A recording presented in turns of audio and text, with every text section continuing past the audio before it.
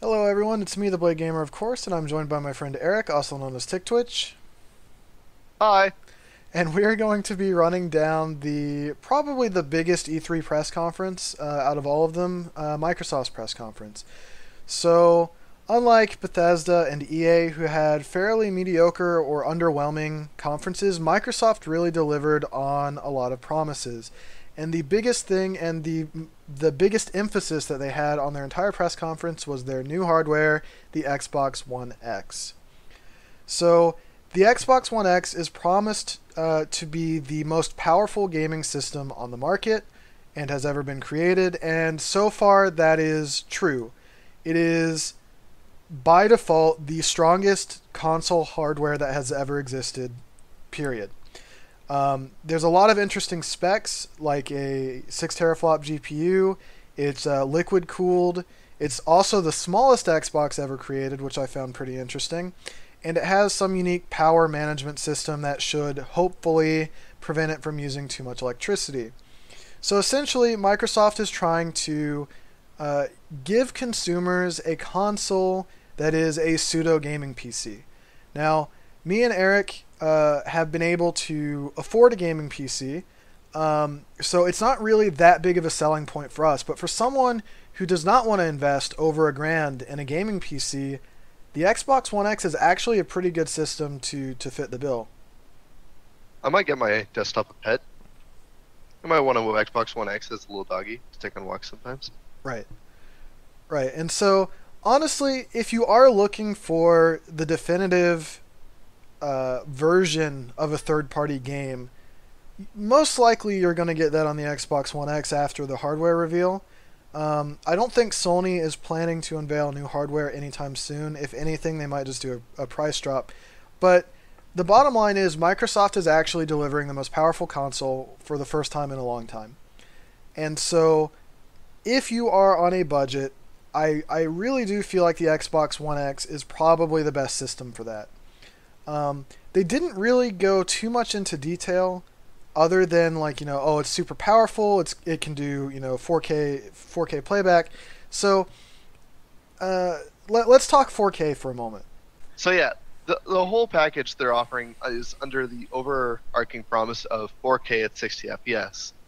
They haven't really been too specific on it, but the expectation is it's supposed to be able to run all the games that they're going to have on the console at 4K 60 FPS. We don't know whether it's going to stay true for all games. Obviously, it's a very, very big promise for what the hardware is, and $500, which to most people is still a lot of money, but still for that amount of power and that's such a small package, I'm still in a state of disbelief that it's Yeah. going to happen. Brian has faith in this from what he's been telling me over the past few days. So I'm more inclined to believe that they're gonna be delivering on partial promises. I don't think that every game that's going to be coming out, especially third-party games, are going to be running at 4K 60 FPS. But I truly do believe that games like Forza, that they unveiled the hardware with, are going to be running at 4K 60 FPS. Simply due to the fact that Forza, when you think of a racing game, what needs to look good? You need to have the environment that looks good, and you need to have the car that looks good. You don't really need all these interacting physics objects like you would in shooters or platformers. So really, the hardware itself is just used on visuals rather than interaction. And so I think that a game like Forza will run at 4K 60 FPS. And I also believe that if EA states that Anthem, for example, will run at 4K 60 FPS, that might be true because, as Microsoft mentioned, they have been working with EA on this game since the beginning of the Scorpio's development, or now the Xbox One X. Um, the problem is that realistically, aside from that one or two games, you're not going to get that experience because third-party developers have to take a lot of shortcuts to get their game out on all systems. They can't spend time optimizing the experience on one platform over the other. That's not how third-party works. I do believe that if Microsoft says that a game will run at 60 FPS and 4K, it will. But realistically, I think it's not a good idea to get people's hopes up by saying that a lot of games will run in 4K or 60 FPS. I could see a lot of games running at 4K at 30 FPS. I could see a lot of games running at 1080p, 60 FPS, maybe even 2K, but I just can't see 4K happening at 60 FPS on most games. And I think that was kind of a little dishonest, but if those two games do run at that frame rate, I would believe it. If they do fulfill this promise, if this console does run it at that at that amount of frames at 4K, I will give Microsoft all the credit that it's due. Right. Only time will tell us when the console finally comes out, but it's still just such a massive promise. I don't know how they plan on getting around it when maybe like reviews for the console come out before it, if it doesn't stay true to it. So I imagine games like Anthem, which it's unbelievable that they're even promising Anthem, which we'll talk about later, is running at that. Like I'm still in disbelief for that. Right. But I'm really excited for this. I could definitely see Anthem being a game they scale back to 30 FPS though, for sure.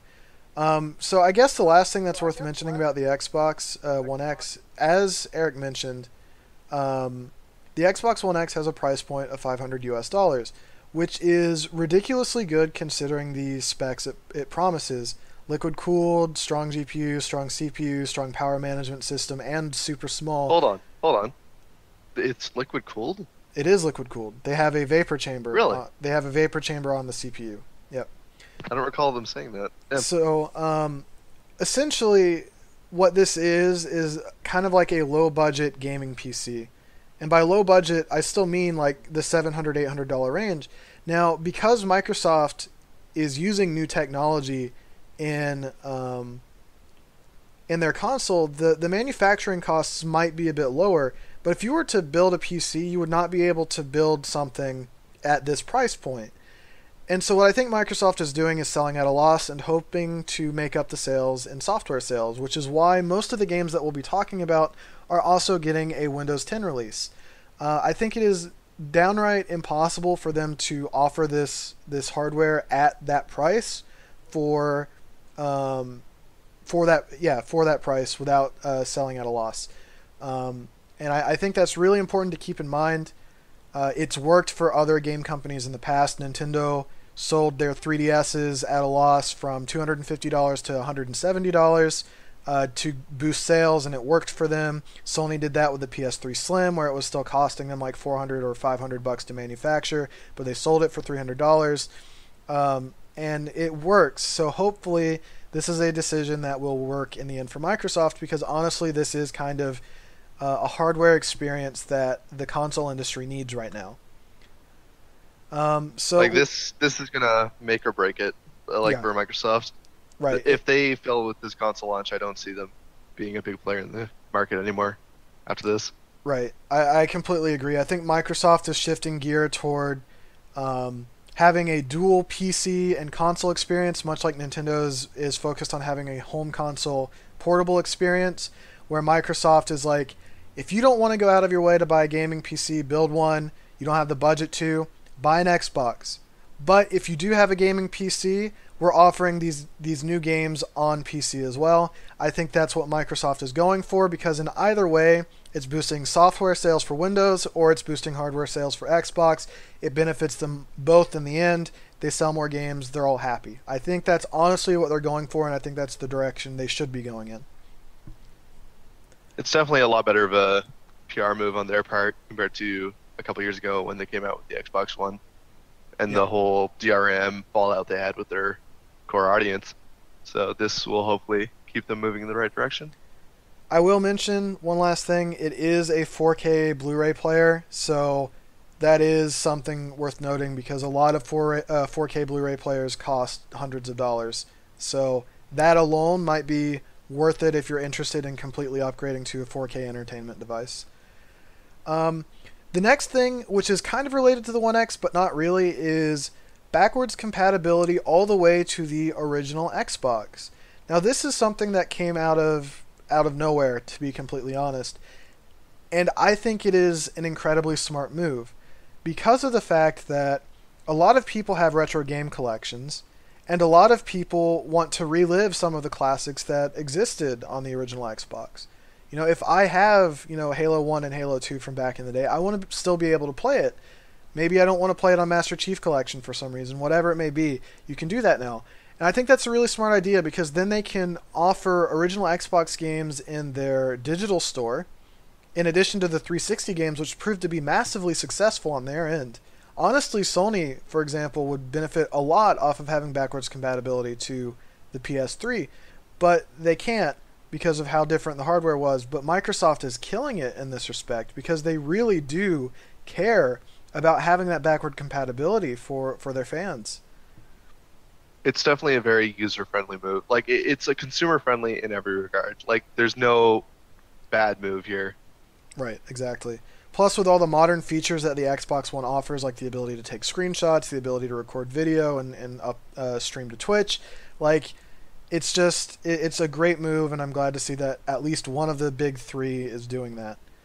So the next thing we'll do is we'll kind of give a brief overview of some games we thought were worth mentioning, but we're not really going to spend too much time on. So Assassin's Creed Origins was shown off. That's more of a Ubisoft conference thing, so we'll discuss it more there.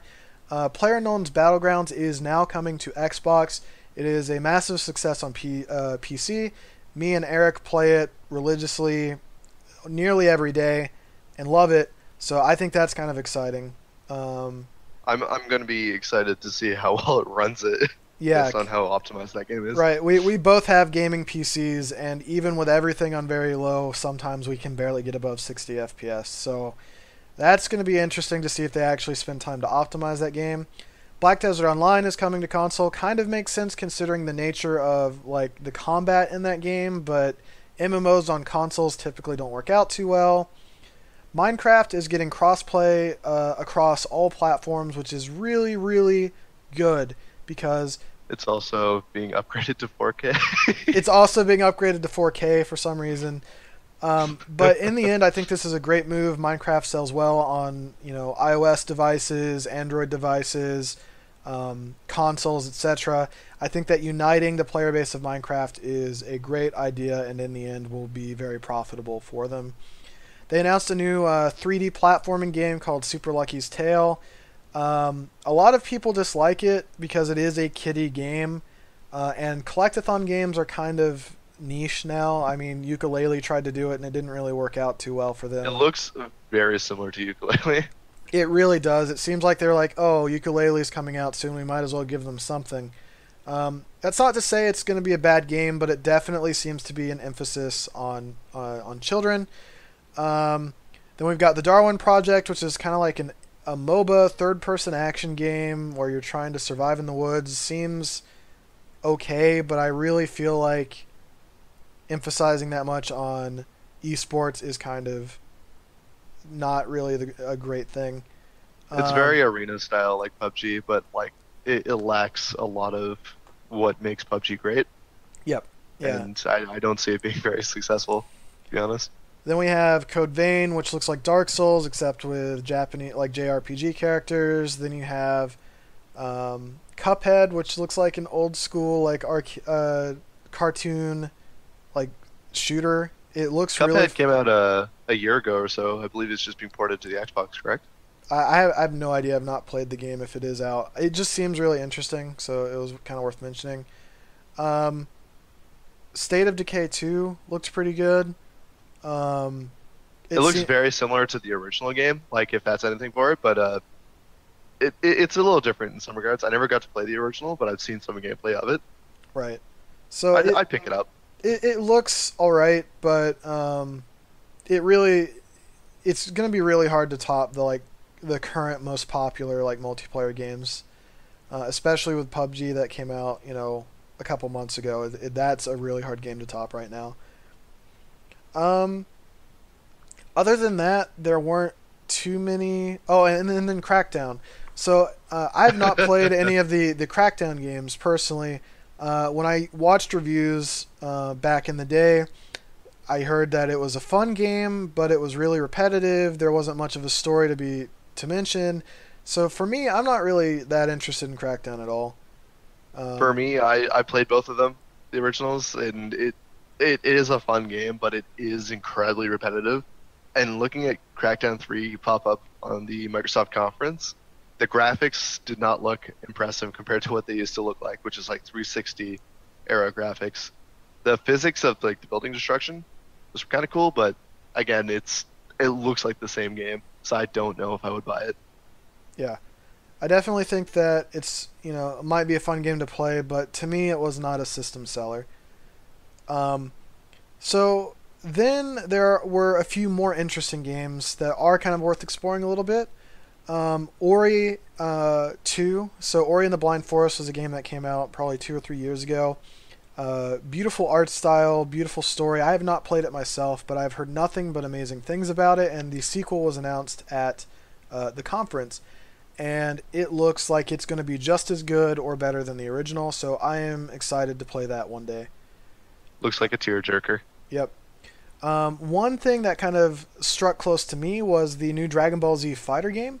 Now, I know that this is going to be multi-platform, so it's not really worth going too much into detail over, but I am super excited to see the Dragon Ball Z games coming back to form. Um, I grew up playing the Budokai games on my PS2 and some of the GameCube era games as well. And when we switched over to the PS3 360 era, I didn't have a PS3 or 360 for a couple of years into the generation. So I skipped pretty much all of the Dragon Ball Z games and missed most of the most recent ones. But from what I've heard from fans, they're just extremely disappointing overall. So I'm excited to see an actual fighting game based on a really great fighting universe come to fruition. And so I'm really excited about it. I don't think Eric's too excited about it because he hasn't played many DBZ games. I don't play many fighting games in general. Xenoverse looks like a game I'd play just because it has the whole like full extent of what a Dragon Ball Z character does. But Dragon Ball Z Fighter Z or Dragon Ball Fighter Z, it doesn't catch my eye. It's like a Tekken game, which I'm not a huge fan of. Yeah. Then you have The Last Night, which it's an indie game where you're kind of like this pixel person in like a 3D world, and that looks really interesting. Like it could be a really good story-driven game. Um, the, It looks very true to its name, where it's a guy's last night of something. We don't know the exact story, but he's going through various events where he was hiding from the cops, I believe, running in the middle of the streets. Like he's going through these sort of events, and I don't know what kind of game it's alluded itself to be. I imagine it's probably some sort of 2D side scroller within a 3D world. So you know how when it changes perspective in some games, yep. probably something like that. Yeah, that looks like it'll be a great game. Then we've got Deep Rock Galactic, which is kind of like, I mean, based on what the trailer was, it seems like you're playing with a team, gathering resources, and then you either encountered like a swarm of enemies, or maybe it's like a wave-based game where you harvest resources and then you have to survive a wave. I'm really not too sure what the game's going to be like, but it seems like it could be a really fun experience if you play with friends. Definitely would pick that up and play for 2 hours with friends, and then never play it again. Yeah, it was definitely a great concept, and I'm looking forward to seeing more on that. Then we had Sea of Thieves, which is also like another team-based multiplayer game set around a pirate world. Now, this game was shown off 2 years ago, and I remember I was not impressed with it at all. It didn't seem that fun.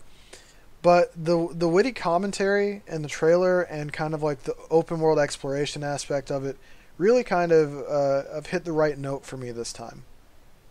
It definitely sold. Like the trailer sold the game to me. I gotta stop saying like so much. Damn. It sold the game to me. I'm really excited for this one. I think. Yeah, I completely agree. It seems like a great game to play with some friends and just kind of relax at the end of the day. They haven't even alluded to like what it's going to expand to, whether it's going to be open world with other players or even like a competitive game where like you can run into other groups. Yeah. Like so far, what we know is it's just open world exploration co-op. Yeah, and that's the kind of game that me and Eric and our friends like playing together. Then we also had Ashen, which seems to basically be Dark Souls, except it looks to be also cooperative. and then has a really unique like low poly art style. So that seems like it could be a lot of fun considering how much I love the Dark Souls series. Again, it is coming to PC as well. And that's one thing to God mention bless. about pretty much all of these games is that they're also coming to PC, or at least most of them are. Um, and that's something we can discuss a little bit more later. But all of these games are going to be available on PC as well, which is great for those like me and Eric who also have a gaming PC already. Tacoma, which was a space station kind of game, this probably should have been like really early on because honestly, they did not show anything about it. It was Yep. just floaty people within a space station. Looked Yep. pretty boring. No clue what it is. We'll find out. And Life is Strange 2. I never played the Life is Strange series, did you? Yes. I have not played it. In fact, I did forget about that. Um, Life is Strange 2, everyone was Or super hyped when it was it's not 2. announced. It's like the storm pre before the storm or something like that. I don't think it's a we don't know if it's a direct sequel. It might be a prequel, but Maybe. it is interesting to see that. The audience seemed to be really happy about that announcement. Again, me or Eric have not played it, so we don't really have too many comments on it. Um, oh yeah, I also forgot about Shadow of War, the new Lord of the Rings game. Oh yeah, this would be the video to mention that one. Yes, because I have not played the previous Lord of the Rings game that was pretty much critically acclaimed. So Eric can take this one away. I I really enjoyed that game, but I don't think it deserves to be critically acclaimed. It definitely has combat down to a point where it's really fluid and fun. The Nemesis system is really interesting, and it definitely makes the game and the story was pretty good. I don't think it deserves the critical acclaim, but it definitely deserves the sequel that it's getting, and it looks like the sequel is planning to deliver a lot more than just what the prequel, pre-game had. Yep. Uh, they look like they're centering the game around the Nemesis system this time, where before in the first game you had to get halfway through the game to even get to the full potential of the Nemesis system. And this Yep. time it looks like they're expanding the Nemesis system to like forts, full-on groups of orcs, and like the extension between everything. So you'll end up like hurting an orc. He'll hunt you down as you're looking for other fortresses, and he'll actually track you down and from your past steps. Yep. And even your nemesis, like orcs you control and don't control, will have interactions with each other. Yep. It looks like Shadow of War is really offering a major boost to the experience that Shadow of Mordor was, and I have really high expectations for it because they're doing massive war battles and sieges. Oh, like I really want to play this game, but I'm being wary. Like it looks like it has a lot of potential. Yep. The next big game, and I personally think it's the game that it's one of the games I'm most excited for. It's the new Metro game, Metro Exodus. Now, I will admit that I have not played Metro 2033 or Metro Last Light. Brian, So please. I know that I'm missing out on a great experience, but the trailer for this game really sold me on it, especially if a lot of what they showed was actual gameplay and not just pre-rendered CG. Um, it looks like a great horror and survival shooter game, and I cannot wait to see more on it. There are two big things, especially that we learned with the new Metro game. So Metro Exodus, it's the third in the trilogy. It Mhm. continues after Last Light, of course. The big thing about it that I'm excited for is it's actually open world this time around, where the previous two were on how would you say this? It's on rails or Yeah. yeah. Now, of course, the first two games they were on rails. I think they were still amazing games. I don't think that took away from their experience. But if they manage to give us an open world experience this time around, without giving you the kind of like open world just to save time and make the game experience longer for the sake of it being longer, if they do that properly, I feel that's only going to increase the experience of this Metro game. Yeah. It looks to be And great. the second biggest thing is it is a continuation of the past main character Artyom. So the entire trilogy is centered around Artyom, and this is the third in his trilogy, and I'm really looking forward to seeing how they play it out. Yep. Yeah, I can't wait to see more on it and hopefully get into the series myself in the not too It distant is like future. it is the Dark Souls of shooters, so I'm pretty sure you'll like it. Yeah. So the last big game that was unveiled at their conference was Attack on Titanfall, and by that I mean Anthem. So Anthem seems to be approaching the Destiny genre of shooter, where it is a cooperative shooter experience, where you go around looting items by clearing quest objectives and probably get into some raids later.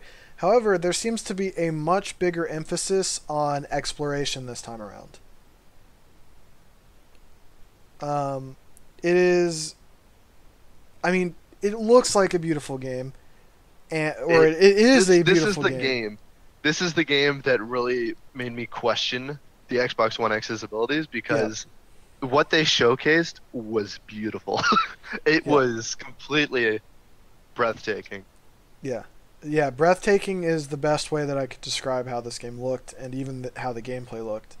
Um, the ability to just completely fly around the open world and dive underwater, and how there's different classes that have unique abilities. It looks like a beautiful game, and like Eric mentioned, it made us question whether or not the Xbox One X could actually deliver this experience because Because compared to compared to compared, Forza, yeah, you you're not just a car driving on a road with maybe like six other cars. It's there are a ton of actors on screen. There are explosions left and right. There is foliage that seemed to move anytime something would go by it. There is so much yep. for this game to actually take into account that I just don't. It's really making me question whether it will run at 4K at 60 FPS.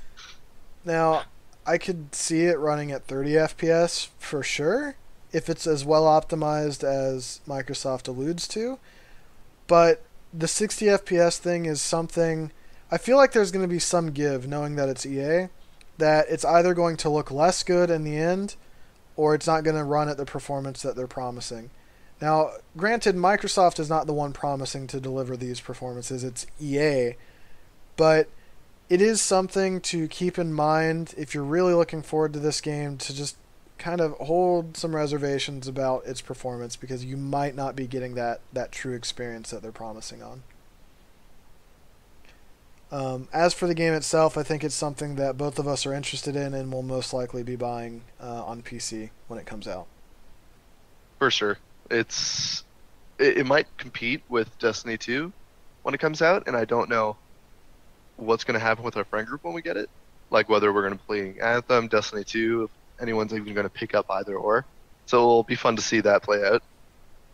Yep. And I think kind of the last thing to touch on about Microsoft's press conference in general was actually the lack of something. No Halo. Yes, that was probably one of the biggest slaps in the faces that they could give to their fan base. For those of you What? who, I would say it is, because for those of you who don't really follow Halo or don't really keep up with the timeline, this year is the 10th anniversary of Halo 3. Now, for the first two games, for the 10th anniversary, they remastered Halo 1 and Halo 2. And by remastered, they completely redid all the cutscenes, they upgraded the models and textures so that the game looked on par with that of Halo Reach or Halo 4. But for Halo 3, they didn't do anything. Now, I will admit, Halo 3 is included in the Master Chief Collection, and they did upgrade its resolution from 720p to 1080p, and probably improved its frame rate performance as well, which is great. But I did find it a little odd that they didn't announce anything pertaining to Halo 3, because honestly, I think Halo 3 is slightly in need of a remaster. It doesn't look as crisp around the edges as Halo 4 or even Halo Reach do. So I feel like it would have been a good send-off for the original trilogy had they remastered Halo 3, and that not being there, to me, was kind of a slap in the face to Halo fans. I don't even think they needed to remaster the game. I think they just need to release a triple bundle with all the both remastered games and Halo 3 and make Yep. it available for Xbox One and maybe the PC as well and finally bridge that gap.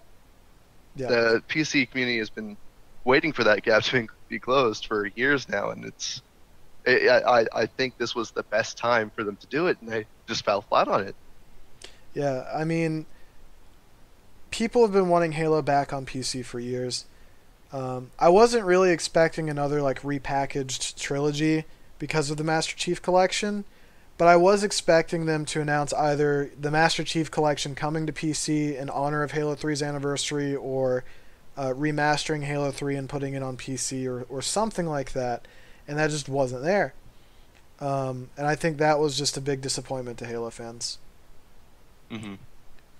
Considering that Halo 3 is regarded as the single best Halo game amongst critics and fans. So, And even with Halo Wars 2 being on PC as well, like it was just an expectation of maybe like seeing the game on PC, but yeah.